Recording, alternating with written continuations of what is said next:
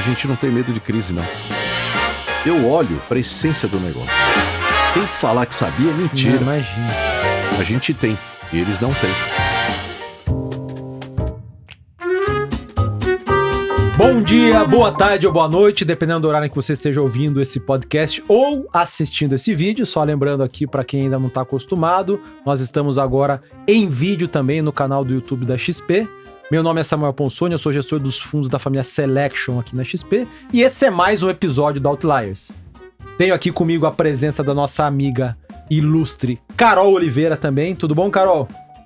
Oi, gente, boa tarde. Um prazer estar com vocês. Chu, presença ilustre hoje. Muito obrigada pela sua participação.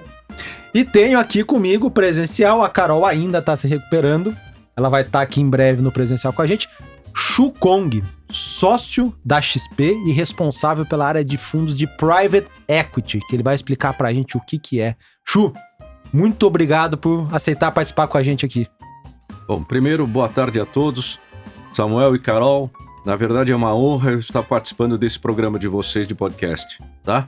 Então, sintam-se à vontade para me perguntar e, fruto da minha experiência, o que eu puder responder e ajudar e contribuir, estamos às ordens. Conta pra gente dos principais marcos aí da sua trajetória até você chegar na XP para montar aqui a área de Private Equity. Sou formado em administração de empresas pela Getúlio Vargas e, adicionalmente, eu fiz curso de Direito pela USP no Largo de São Francisco.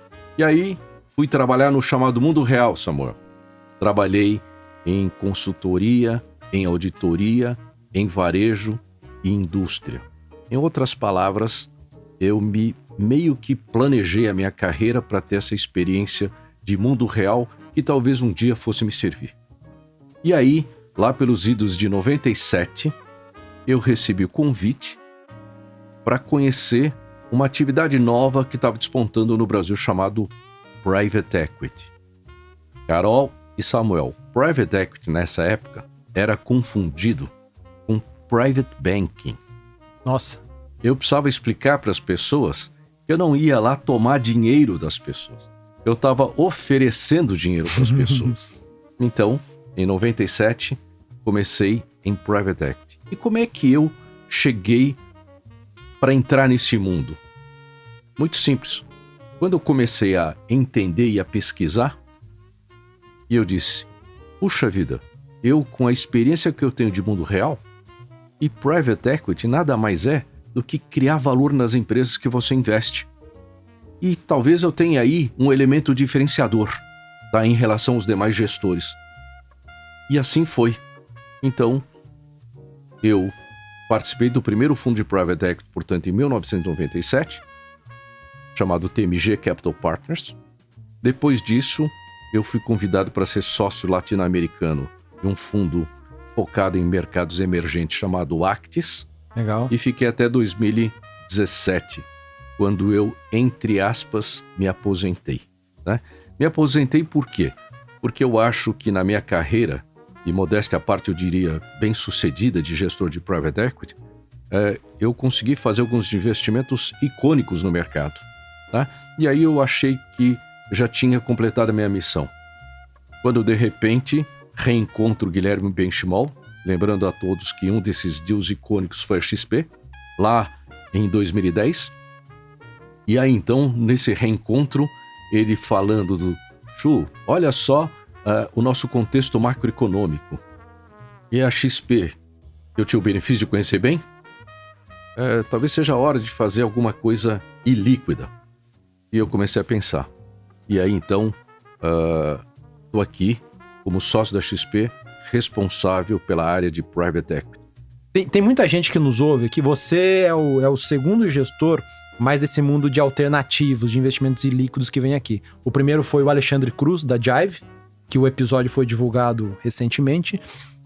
Mas explica pra gente com as tuas palavras, e você tem uma bastante experiência de explicando isso em termos não tão complexos, como que você definiria um fundo de Private Equity? Tá bom, muito simples. Então, o produto de Private Equity nada mais é do que você investir em qualquer outro tipo de fundo, mas você tem duas diferenças fundamentais. Uma, que é liquidez, portanto, o prazo de resgate desse dinheiro, Você não pode, diferentemente dos chamados produtos líquidos, sair a hora que você quer e você colocar dizendo o seguinte: eu quero retornar meu dinheiro em D mais 30, D mais 2, ou D mais 60, ou D mais 90. Você tem que esperar terminar a duração do prazo. E normalmente a duração de um fundo de private equity são 10 anos, tradicionalmente falando. O nosso são 8 anos, mas tradicionalmente são 10. Então, nem todo mundo consegue, tá? E eu vou discorrer mais para frente qual é a vantagem de você ficar, entre aspas, preso por tanto tempo. Porque você investe numa coisa que eu chamo de criação de valor para ter retornos diferenciados, Samuel. E aí você foge da volatilidade dos produtos de curto prazo. O que te motivou, né, a vir para a XP, criar toda uma célula, né, de private equity e recontar essa história novamente, né? O Guilherme Benchimol te procurou, você procurou ele. Como é que começou essa conversa toda? O motivo fundamental não foi dinheiro, foi o desafio. O desafio de fazer uma coisa diferente. E dentro da XP, vou lembrar vocês, sonho grande, empreendedorismo, democratização e disruptivo. Então, quando o Guilherme me propôs para pensar em alguma coisa em private equity, logo tudo isso aqui veio na minha cabeça. E pasmem vocês, consegui, pelo fato de eu ter sido investidor e conhecer a XP mais do que ninguém, lembrando a todos que eu ajudei a formular a tese que mudou a XP de uma simples corretora para essa instituição líder independente que é. Então a minha cabeça, Carol, começou a pensar: o que é que a XP poderia proporcionar de diferente em private equity para o mercado? Eu, de um lado, ia proporcionar tudo isso aos nossos clientes, que é de democratizar o acesso ao private equity, e por outro lado, eu teria satisfação, tá, de estar fazendo história em private equity. Fundamentalmente foi isso. Acho que assim, não estava aqui no nosso script, ô Carol, mas você falou, poxa, eu conhecia a XP mais do que ninguém. Conta pra gente um pouco aí, você de fato foi um investidor que entrou lá em 2010, né? Foi o primeiro private equity que investiu na XP. Uma das coisas que você ajudou a incutir ali na cabeça foi de fato transformar, virar a chavinha, né? Isso. De virar esse supermercado de investimentos. A XP era conhecida naquela época por ser uma corretora já focada no cliente de varejo. E ela era conhecida pela grande capacidade de originação de clientes. Como Guilherme e seus sócios na época tiveram a brilhante ideia de, já que no nosso país tinha apenas 600 mil usuários ou traders na nossa bolsa, para uma população de 200 milhões, e como a corretora dependia, que a gente chama de transaction fee, e o fee de transação, ou seja, quem operava na bolsa gerava um fee, a receita. Quem não operar na bolsa, não gera. Logo, se você tem 200 milhões de brasileiros e só tem 600 mil, quanto maior esse universo, maior é a geração de receita para uma corretora. Então ele foi atrás de cursos de educação básica financeira, de forma a incrementar, a encorajar essas pessoas para entrarem na bolsa. E, portanto, virando cliente da XP, portanto, operando na bolsa. Até aí perfeito. A isso eu chamei na época, quando eu observei que ele tinha feito isso, que a XP era uma máquina fenomenal de originação de clientes. Mas também eu vi, conversando com a XP, entendendo o modelo de negócio, que depois de 90 dias, 60% dos clientes iam embora. Tem essa que a gente chama de churn, evasão. E por quê? Porque é óbvio que um curso de curta duração não prepara todo mundo para a bolsa. E normalmente este pequeno investidor, que normalmente ele vinha de caderneta de poupança, CDB, na primeira perda dele ele se assusta. E quando ele se assusta, ele vai embora. Imagine essa figura que eu vou usar agora. Imagine um bolso. Nesse bolso você coloca todos os clientes que a XP originou. Ou seja, você encheu o bolso de cliente, correto? Imagina que esse bolso seja furado e que, portanto, os clientes vão embora. Portanto, a tese foi muito simples, costura o bolso, né? Você costura o bolso, não vai embora. E o que é costurar o bolso? Era simplesmente perceber que a XP só oferecia um produto, que era a renda variável. E na hora que você mudasse de renda variável para multiprodutos, que na época eu, Guilherme Benchimol e outros chamamos de supermercado financeiro, aí começou a transição de mudança da XP, de uma simples corretora para o que é hoje. Então foi assim, isso que me chamou a atenção, isso que me fez investir. Mas tinha um segundo elemento. O segundo elemento, enquanto, obviamente, meus competidores de outros fundos que também se aproximaram de XP, enquanto eles ficaram com medo da rede de agentes autônomos que estava sendo criado, eles se preocuparam com os aspectos trabalhistas que uma relação dessa poderia trazer. Eu, graças a Deus, olhei por um outro ângulo, de que isto seria um tremendo de um canal de distribuição e que o valor que isso iria comandar seria muitíssimo mais alto do que simplesmente os aspectos trabalhistas. E vou lembrar, na minha época tinham apenas 150 agentes autônomos. Hoje nós temos mais de 10 mil. Bingo! Sucesso absoluto. Foi isso que me atraiu. Uma coisa que a gente gosta de falar, né? Quando a gente tem um sistema aqui que a gente sempre está filtrando informações de fundos. Então, quando você filtra todos os fundos na base da CVM, você vê que em Private Equity, FIP, né, que é o Fundo de Investimentos em Participações da CVM, a gente tem mais de 1.200 fundos funcionando hoje em dia. Mas, quando a gente vai conversar com os gestores, cada um, né, tem uma estratégia e um foco diferente. Então, eu queria um pouco que você explicasse aqui para os nossos ouvintes do Outliers qual é a diferença principal entre os fundos, né? Seja nos investimentos que entram numa fase de maturidade mais cedo ou mais tarde de uma companhia, né? Sejam, de fato, as teses de investimento. Você consegue dar um pouco de cor até para as pessoas entenderem o que de fato é um Private Equity e como diferenciá-lo? Primeiro, vamos esclarecer que o fundo de Private Equity ele é diferente, por exemplo, de um Venture Capital, tá? Que este tipo de fundo entra no estágio inicial da companhia e aí dentro do estágio inicial tem aquilo que é um business plan puro e às vezes você tem empresas que estão começando que a gente chama de early stage, tá? E você tem fundos que entram em estágios bem maduros e você tem também aqueles fundos cujos gestores, por experiência própria ou passada, tá? Querem focar em ativos estressados, tá? Ou seja, pega aquela empresa que não está indo bem, saiu alguma coisa errada, vai lá, troca o management ou injeta mais capital e sai disso e faz o retorno através disso. O nosso Private Equity é um Private Equity puro. Puro quer dizer o quê? No sentido tradicional, onde ele entra, tá? Nem bem antes, nem bem depois. Ele entra quando o modelo de negócio já está ao menos consolidado.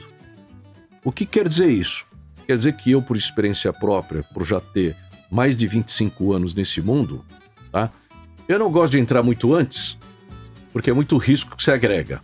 E muitas vezes o investidor não consegue entender. Então eu deixo isso para os fundos de Venture Capital, tá? Eu não gosto de entrar muito depois.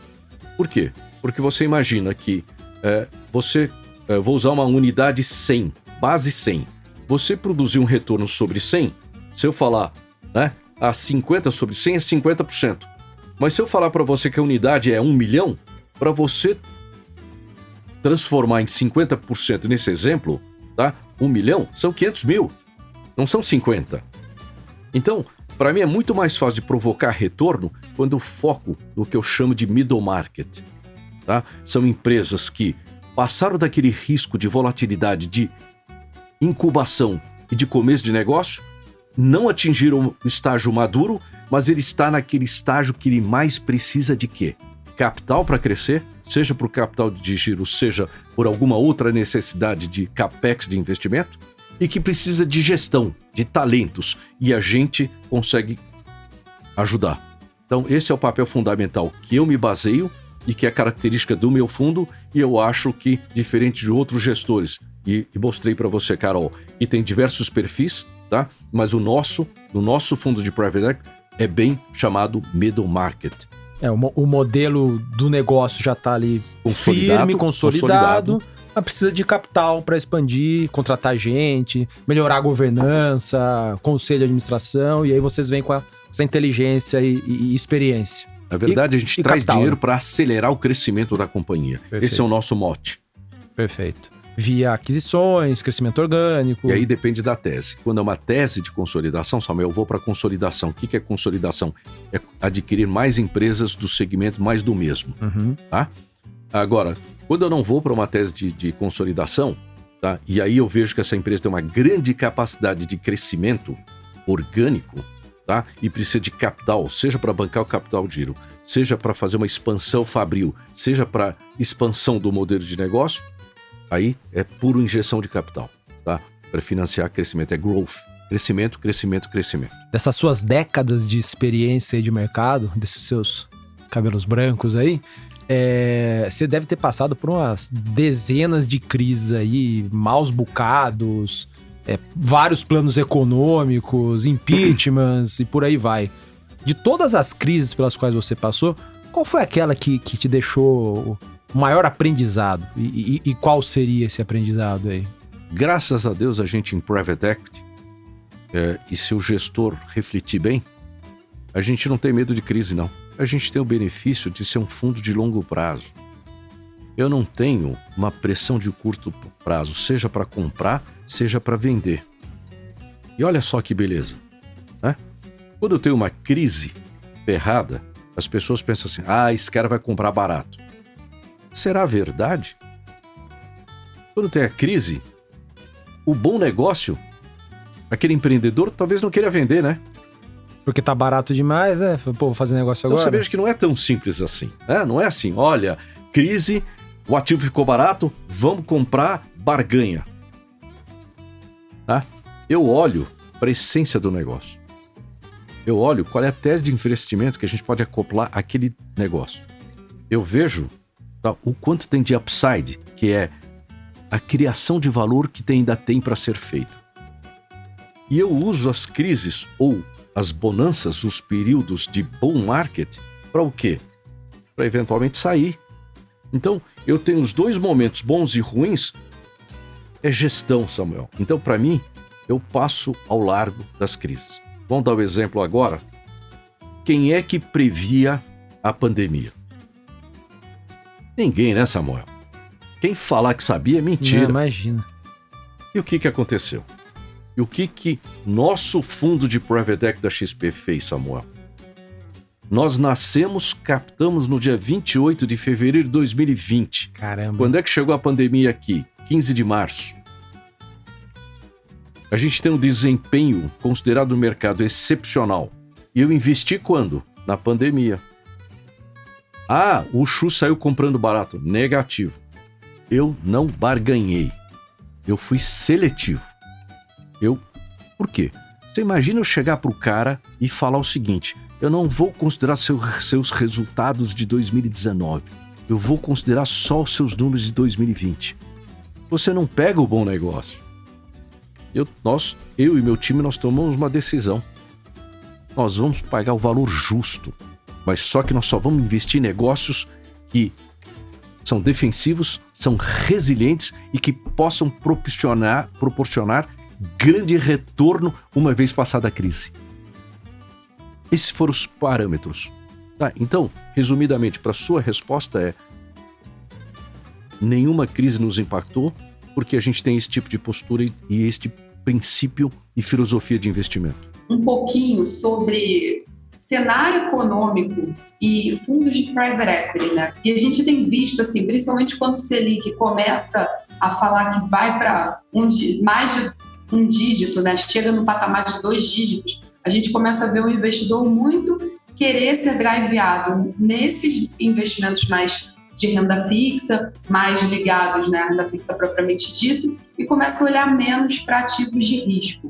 Então, queria entender assim, quais cenários econômicos você acredita que o private equity tende a performar melhor? Para o investidor que está colocando dinheiro no nosso fundo, obviamente que ele sempre teve um referencial. E aqui no Brasil, o referencial sempre foi a Selic, né? CDI Selic. Muito bem.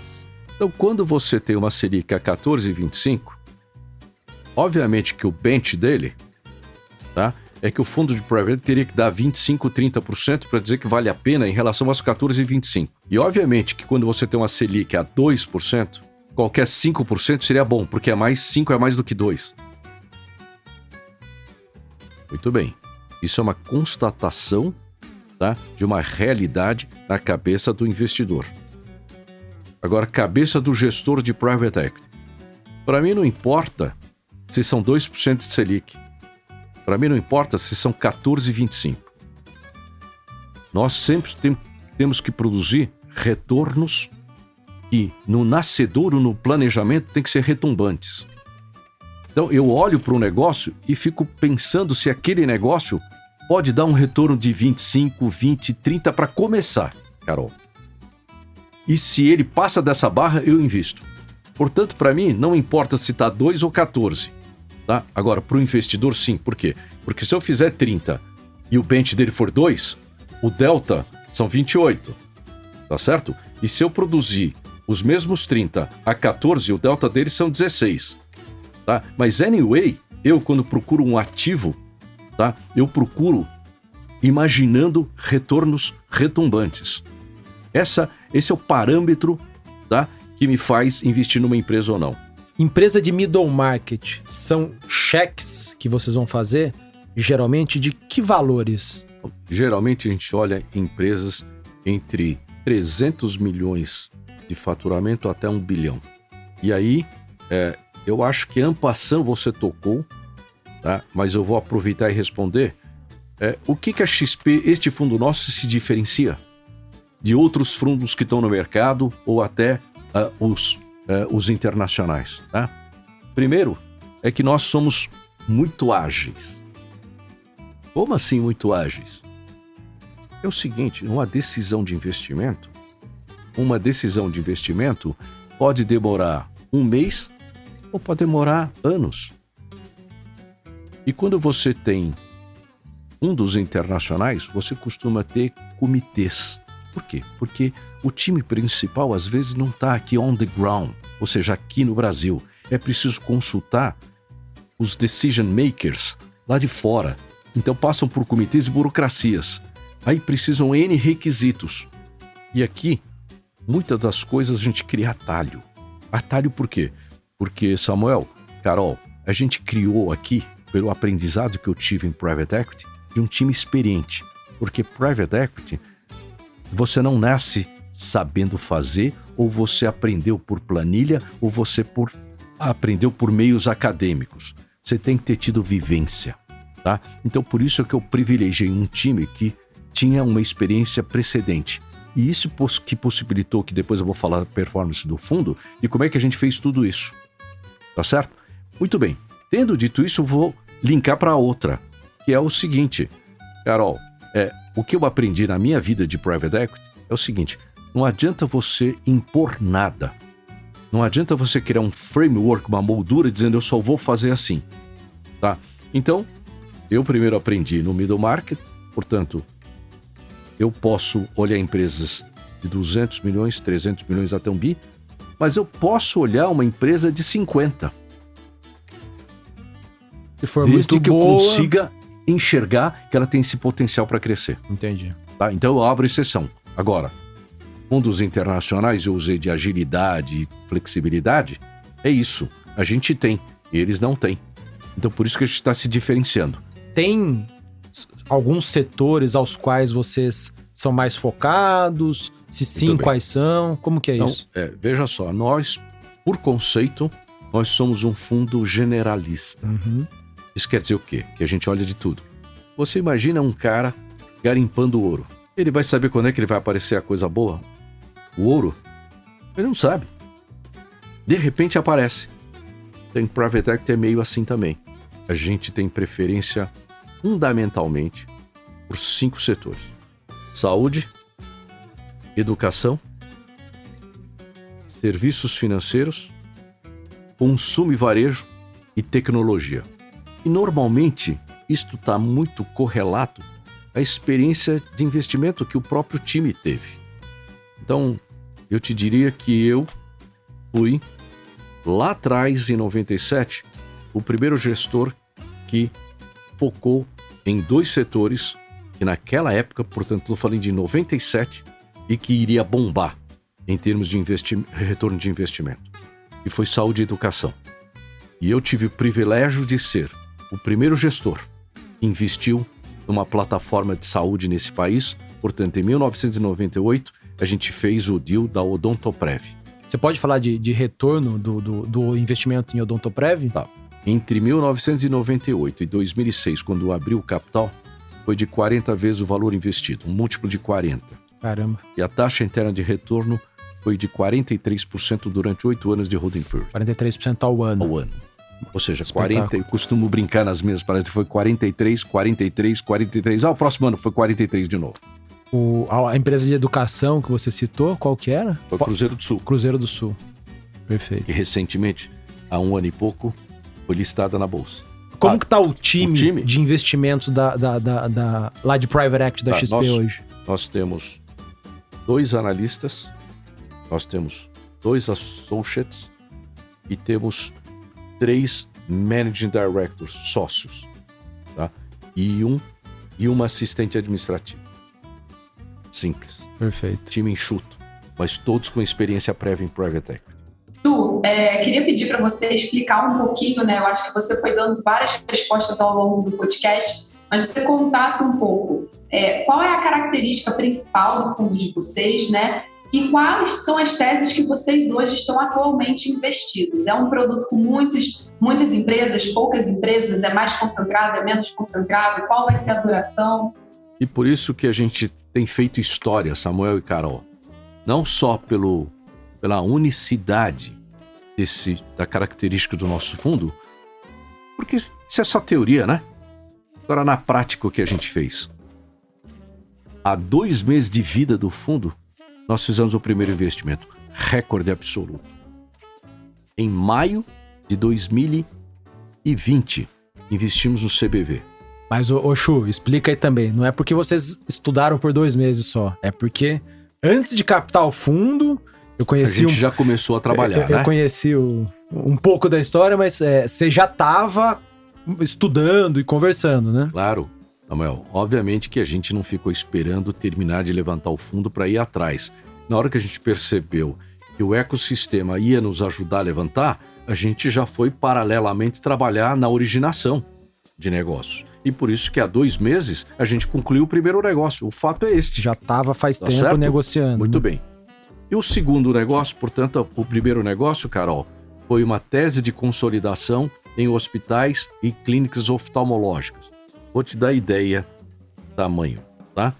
Em 1 ano e meio, desde a primeira aquisição, e nós estamos na 7ª aquisição, 1 ano e meio, 7ª aquisição, nós multiplicamos por 8 as receitas da companhia. Caramba. A primeira aquisição foi em Brasília? Em Brasília, no CBV, Centro Brasileiro de Visão, tá? Do nosso querido sócio, uma das grandes autoridades de retina no mundo, Marcos Pereira Ávila.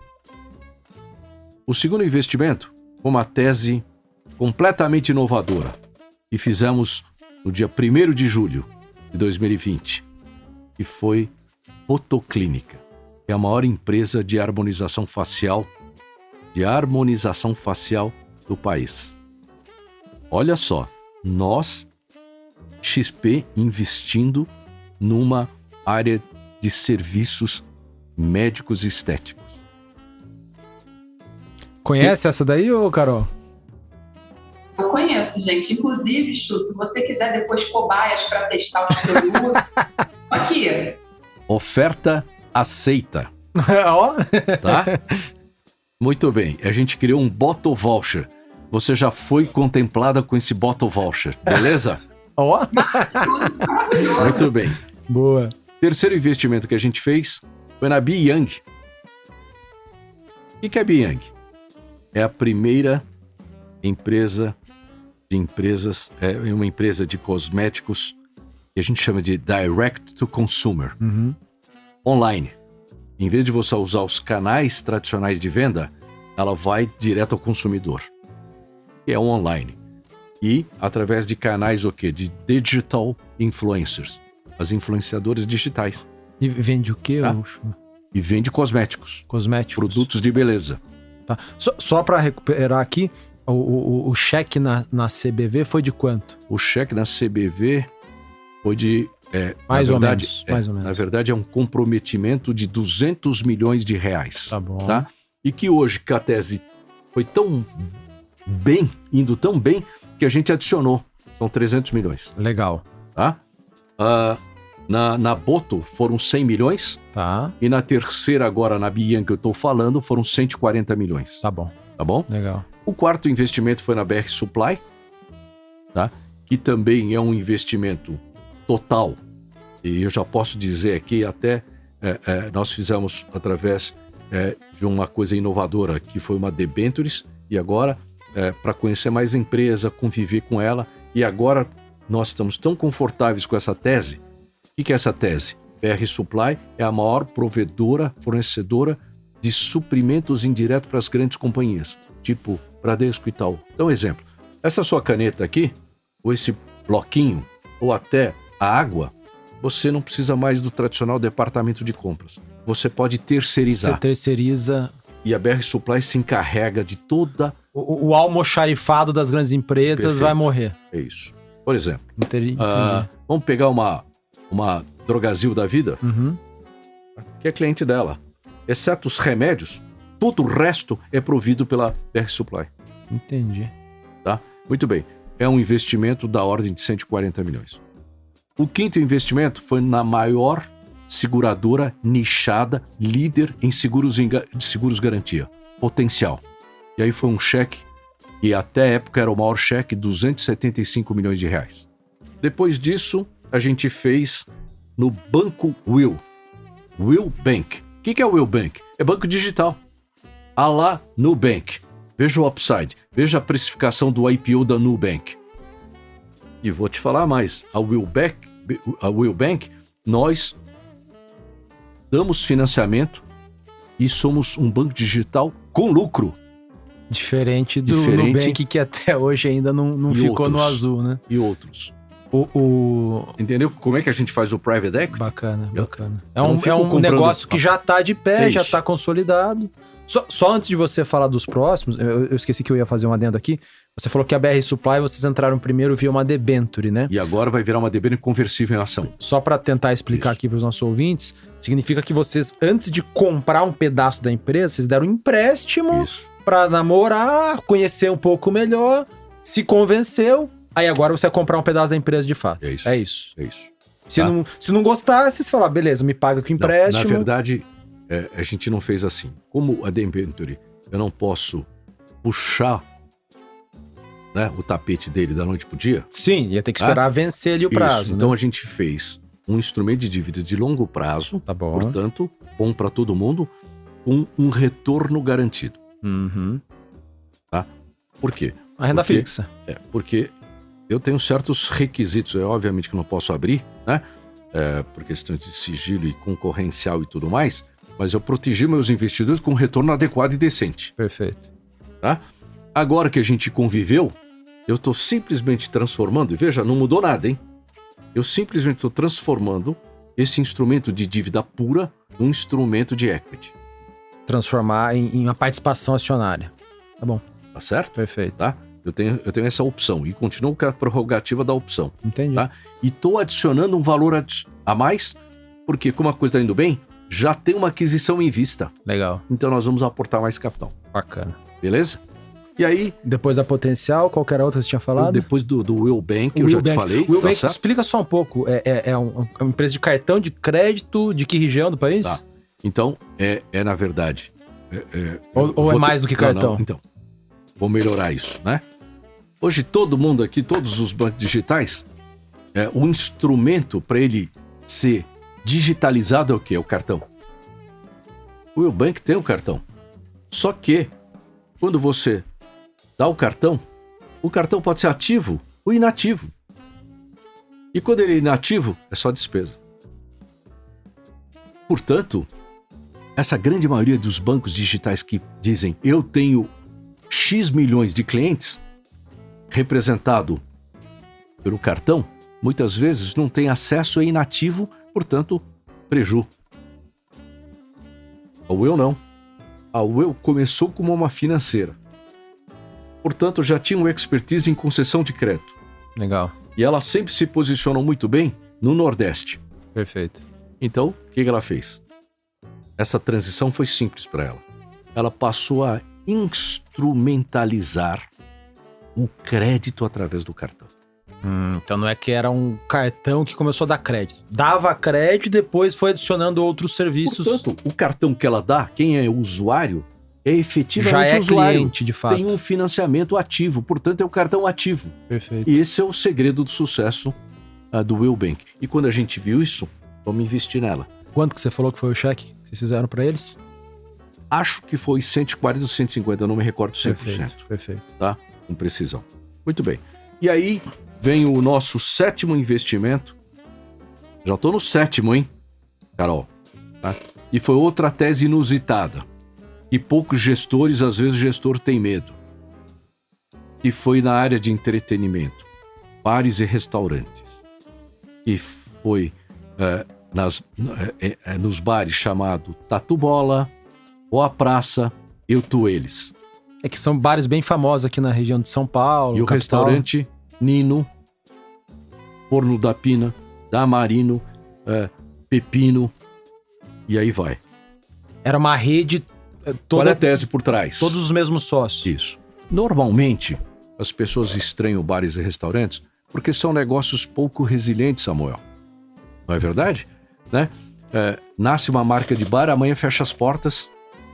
E a gente teve o cuidado de perceber que Tatu Bola, pouca gente sabe, mas está aí há mais de 10 anos. Tá aí. Sofreu na pandemia? Sofreu. Mas a hora que voltou, o negócio cresceu barbaramente. Além disso, se você pegar Nino, o pessoal diz, o Nino tá bombando. Mas não tá bombando agora. Já tá bombando faz muito tempo. Nino existe há mais de 6 anos. Agora, olha a diferença. Enquanto a maioria dos bares e restaurantes tem muita informalidade, eles não têm. E além disso, normalmente os bares e restaurantes são geridos, tá, de forma empreendedora. Lá não, lá tem uma gestão profissional já. E por isso que ele está se diferenciando como grupo. Mas vem mais. Por quê? Porque a nossa tese aqui não é só bar e restaurante. É uma plataforma de entretenimento, Samuel e Carol, de tal maneira que a gente seja resiliente. Resiliente quer dizer o quê? Bar. Você não vai pro bar logo de manhã às 8 horas da manhã, né? Você vai depois das 6. E você não vai de segunda-feira, né? Restaurante, você vai no almoço e vai no jantar.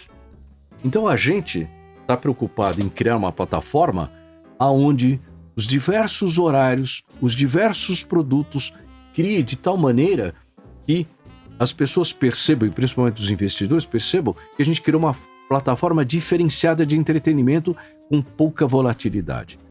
Mas eu não posso falar, porque vem mais coisas aí. Tá? E a ideia é replicar. É levar os Tatus Bolas e os Ninos da vida para outras capitais também. Por quê? Porque o Tatu Bola tem o jeitinho brasileiro de entretenimento, né? É aquele bar, você toma, happy hour tranquilo, com uma música brasileira, né? Muitas vezes sertanejo, toca um rock também. Pagodão. E aí, é isso. Bacana. Não é verdade? E o Nino? O Nino, pouca gente sabe. Sabe quanto custa um prato de massa lá? As pessoas imaginam, vai pagar 90, 100 reais. E nada, você paga 55 reais. Lá é proposta de valor. Lá entra o rico, entra o estudante, né? Entra gêneros diversos. Por quê? Porque a pessoa percebe a proposta de valor que está lá. A gente quer ganhar pelo volume, não pela margem alta. E por isso que todo mundo sai satisfeito do Nino. E a ideia é o quê? A gente replicar isto para os principais grandes centros e criar chamados centros gastronômicos. O que é? É ter um Nino, mas ter do lado um da Marino, que é frutos do mar. É ter o forno da Pino, que tem pizza e tudo mais. Você cria um centrozinho que ele automaticamente sinergiza. E por último, é a ZQuest. Que é uma gestora que teve aqui com a gente recentemente também. O Walter teve aqui? Sim. Então ótimo, tá? Então, qual é a nossa tese aqui? A gente está vendo claramente que cada vez mais as gestoras vão ficar independentes dos seus ícones, dos seus gestores. A ZQuest, você não tem um gestor estrela, icônico. Você tem gestão profissional. E a nossa ideia é bancar essa tese, porque a gente acredita que, em algum momento, a tendência vai ser das nossas gestoras irem para o mercado público. E a nossa aposta, junto com a XP, portanto, foi um primeiro co-investimento junto, XP Inc. e o fundo de Private Equity da XP. E nós fizemos isso. Tá bom? E essa é a tese que está por trás. Chu, uma coisa interessante também nesse mundo de privadas, empresas que não são listadas, como é que começa, né, o fluxo de operações que vocês vão analisar e eventualmente alocar no fundo? Tradicionalmente, a gente tem 2 tipos de originação de deals. Uma que a gente fala que é estratégica e a outra que é oportunística. Tá? Qual a diferença? Oportunística é aquela que bate na sua porta. Aí você vai e analisa se faz sentido. E a estratégica é aquela que, por alguma razão, você diz, eu gosto daquele setor, eu gosto daquele lá, aí eu faço uma pesquisa e concluo se realmente tem a ver. E se tiver a ver, se tem a ver, eu vou atrás das empresas. Ok? Muito bem. Então, normalmente a gente faz um misto das duas. Vamos dar um exemplo? O setor de saúde, ela foi estratégica. Por quê? Porque foi uma experiência que eu já tinha, eu já procurava, eu sabia que segmento ia dar e a gente foi atrás. Agora vamos para oportunística. Botox. Tá? Bateu na nossa porta. Não fomos atrás. Aí quando bateu na nossa porta, nós fomos estudar. Fomos pesquisar. E a gente diz, a harmonização facial não vai ser modismo. Vai ser uma tendência que vai ficar. Então, o que eu quis mostrar para você que hoje nós temos mais oportunístico do que estratégico. Por quê? Por causa do deal flow. E o deal flow é trazido para a gente pelo esse ecossistema de 10 mil agentes autônomos originando para a gente. Vou te dar um número. No primeiro ano, a gente nós olhamos, analisamos 450 oportunidades que chegaram, sendo que 60% delas foram originadas dentro do ecossistema. E o que é originado fora do ecossistema? Fora dos agentes autônomos? É quando os investment bankers de outras casas nos mandam, boutiques de M&A, tá? Mas pasme, olha o número. Hoje nós estamos em 1 ano e meio, quase 2 anos, nós estamos em 650 oportunidades, Samuel. Isso ninguém tem. Isso nos diferencia em relação aos concorrentes, porque quanto mais você tem oportunidades, mais você é seletivo, mais você filtra e menos a chance de você errar. E aí, perguntando, né? Você descreveu todas as investidas do portfólio do primeiro fundo, você já está caminhando, né, para um portfólio que está praticamente quase todo desenhado. Quais são os próximos passos, uma vez que você já está chegando, né, já encheu o pote de alocação desse fundo? Então, nós temos o nosso fundo praticamente investido, tá? A nossa ideia é levantar o segundo fundo de Private Equity nosso, que a gente chama de segundo vintage, tá? No segundo semestre deste ano. Boa. Mas vamos tentar criar alguma forma criativa de tentar antecipar. Não sei como ainda. Estou conversando com os advogados, tá? Porque envolve CVM, não é? Então eu tenho que tomar um pouco de cuidado, tá? Perfeito. Mas Carol e Samuel, eu sei que o nosso produto tem sido muito demandado. Tanto é que vocês sabem que nós temos aí um fundo secundário. E o nosso produto é um dos mais requisitados porque ninguém, apesar de ser de longo prazo, ninguém quer vender.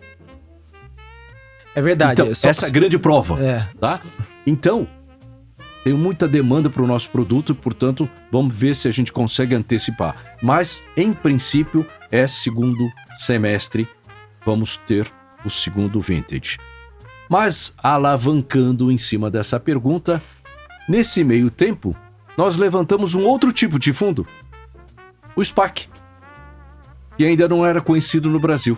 O que é o SPAC, Então, o SPAC, Samuel, se assemelha muito a um fundo de private equity. Mas a diferença é simples. Primeiro, ele é um cheque em branco. Ele é chamado lá fora de empresa cheque em branco. Por quê? Porque no momento que você vai investir, você vai confiar no gestor. Perfeito. Você não sabe que negócio que ele vai fazer.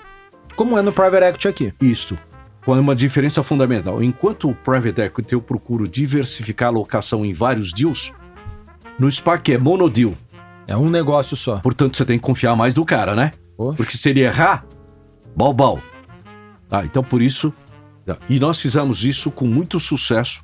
Em agosto do ano passado, levantamos 220 milhões de dólares, portanto 1,2 bi, tá? Para investir numa empresa só. E daqui a pouco tem novidades. Já tá quase fechando? Não é isso. Tem novidades. Tá bom. Mas eu não posso falar. Tem novidades. Tá bom. Tá? Ou seja, nós estamos muito ativos. Legal. Tá? E aí, sem você me perguntar, mas eu vou me voluntariar a dizer qual é o sonho grande. O nosso sonho grande em Private Equity é a gente institucionalizar este produto de uma vez por todas dentro da XP. Isso significa que vai ter foi o primeiro vintage, vai ter o segundo e vai ter N, para ficar um produto tradicional dentro do portfólio da própria XP.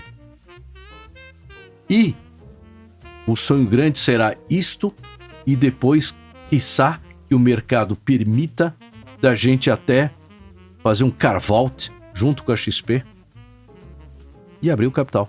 O que é uma tendência lá fora. O que seria um carve-out? Carve-out é você separar, porque hoje o fundo está dentro da XP. Embora seja uma gestora, tá? Mas a gente pode transformar essa gestora que é fechada numa instituição aberta. Separar essa gestora e abrir o capital da gestora. Independente da XP Inc. Bacana, hein? Tá certo? Bacana. Esse é um sonho grande, tá? E como também dentro de SPAC é a gente ser um cara que a gente chama de um serial sponsor de SPAC. O que é isso? É ser um sponsor, que é um gestor, tá? De forma rotineira. Estamos entendendo um SPAC, 2, 3, N SPACs. Legal. Esse é o nosso sonho grande. Bacana. Só para os nossos ouvintes aqui também que eventualmente não estejam acostumados com essas nomenclaturas, por que o Chu tá falando aqui que captou um fundo, investiu, terminou de investir, agora vai captar outro? Porque para quem ainda não sabe, né? O Private Equity você tem um período de captação e aí acabou esse período, ele fica fechado e aí não se investe mais nele. Só no próximo fundo que você pode investir. Então é isso que ele tá falando. Hoje mais ou menos 90% já tá investido, né, Chu? E mais do que dentro da sua colocação, eu te ajudaria complementando o seguinte. Hoje o nosso fundo, pelo que eu sei, pelos nossos agentes autônomos, ele é muito demandado. Tem muita gente querendo entrar. Só que ele está fechado, como você bem disse. E ele só vai reabrir quando? Quando a gente for para uma nova captação. E por isso que eu estou sinalizando. Perfeito. Tá? E eu diria mais, né? Nosso fundo 1 vai dar muitas alegrias. Tá? E presta atenção, portanto, nossos agentes autônomos, mais os seus respectivos clientes, que vem aí um próximo fundo logo e vai estar, então, agradando a todo mundo. Boa. Legal. Ô Chu, tem uma pergunta que a gente faz aqui para os nossos convidados, que é, poxa, assim, todo mundo teve ao longo da vida aí profissional aquelas lições que marcaram, né, no mundo dos investimentos. Você provavelmente deve ter tido várias, mas se você tivesse que selecionar, se você pudesse selecionar uma lição que você gosta de frisar com todo estagiário ou com todo analista júnior, que você eventualmente passaria até para os teus filhos, Qual seria essa grande lição de investimentos que te marcou e que você gosta de repetir, de frisar com sua equipe? Graças a Deus, na minha carreira, tá, de investidor, eu tenho todos eles sucesso, exceto um. E nesse único investimento que eu não ganhei, que eu perdi dinheiro, tá, e eu costumo brincar que é goleada, né? Graças a Deus, eu aprendi uma grande lição. E essa lição eu tento passar para o meu time, porque essa lição só se aprende acontecendo. Então, eu perdi e eu tenho uma receita de sucesso que eu também passo para o time. Samuel, Carol, imagine um triângulo. O triângulo tem 3 vértices, né? Imagine no primeiro, dinheiro, capital. No segundo, conhecimento. E no terceiro, gestão. Eu aprendi ao longo da minha carreira de investidor que precisa estar reunido esses 3 elementos, esses 3 pontos de vértice do triângulo. Se falhar um, tua chance de ter sucesso diminui bem. Capital, conhecimento e gestão. Capital, a gente como fundo de private equity, a gente traz. E normalmente aquela empresa que a gente está procurando tem o conhecimento para ter chegado lá. Mas muitas vezes não tem a gestão que vai te levar de um patamar para o outro, que é a natureza do nosso investimento. E o investimento que eu perdi, a gente perdeu na gestão. Ou seja, não consegui fazer com que os 3 elementos andassem de forma harmônica, que é a implementação de uma tese e fazê-la acontecer. Essa é a grande lição que eu passo para todo mundo e foi a lição que eu aprendi e hoje eu presto muita atenção na gestão. Chu, o mundo de private equity, né, é muito extenso, muito vasto, mas eu acho que poucas pessoas aqui, principalmente do varejo, têm acesso a todos esses nomes. Então, perguntando aqui, com exceção do fundo que vocês captaram, né, e do SPAC também, qual gestor de private equity que você investiria os seus recursos na pessoa física? Tem um gestor que, sobretudo, é meu amigo e que eu convivi no trabalho e que eu respeito e admiro pelo que produziu. E ele produziu, eu não simplesmente acompanhando no papel, eu convivi, tá? Que é o Martin Scobari, da General Atlantic, e foi meu co-investidor junto comigo na XP. E, portanto, a gente dividia o mesmo palco, o mesmo fórum, que eram as reuniões de conselho de administração da XP para criar valor, tá? Então, se o meu bolso permitisse, porque é um fundo de bilhões que vocês sabem, tá certo? Vocês sabem que são grandes famílias e fortunas que bancam o General Atlantic, como família Ford, por exemplo, tá certo? E obviamente que eu, Chu, na minha modesta pessoa física, não me comparei jamais a uma família Ford, e por isso que eu fico no meu cantinho aqui sossegado, mas eu diria que, se eu pudesse, tá, eu investiria no fundo do Martin Scobari e no General Atlantic. Chu, obrigado pelo bate-papo, poxa, enorme prazer te receber aqui. A gente tava ensaiando já para fazer esse bate-papo, acho que o timing acabou sendo bacana, porque você veio com um portfólio muito mais cheio, né? Há 2, 3, 4 meses atrás tinha menos notícias para dar. Obrigado, muito obrigado pela sua participação. Samuel e Carol, obrigado pela oportunidade. É uma honra ter participado e principalmente espero ter contribuído para a nossa rede de agentes autônomos, para os nossos ouvintes, nossos clientes. Tá? E tenho certeza que a gente aqui, pelo Fundo de Private Equity, a gente vai fazer alguma coisa diferenciadora. Tá? Ou seja, já no Nascedor democratizamos o acesso aos nossos investidores, tá, deste produto alternativo, tá? E agora nós vamos proporcionar grandes retornos para eles. Essa é a nossa missão, essa é a nossa ambição. Muito obrigado a vocês. Carola, obrigado por mais uma aí. Muito obrigada, gente. Foi ótimo o bate-papo hoje. Obrigada, Samuca. Valeu. Pessoal, é isso. Obrigado por mais uma. Só para relembrar aqui, para quem ouviu no Spotify ou em outro agregador de podcast, estamos também no YouTube da XP. Então procurem lá no canal da XP se você quiser assistir esse vídeo. Nos sigam aqui nas redes, eu tô lá como @samuel.ponsoni. Carol, fala o teu aí. Eu tô como RSO_Carolina. Boa, precisa deixar mais fácil aí, viu, Carol? Ai, preciso. Tá bom. Pessoal, valeu, até a próxima. Tchau, tchau.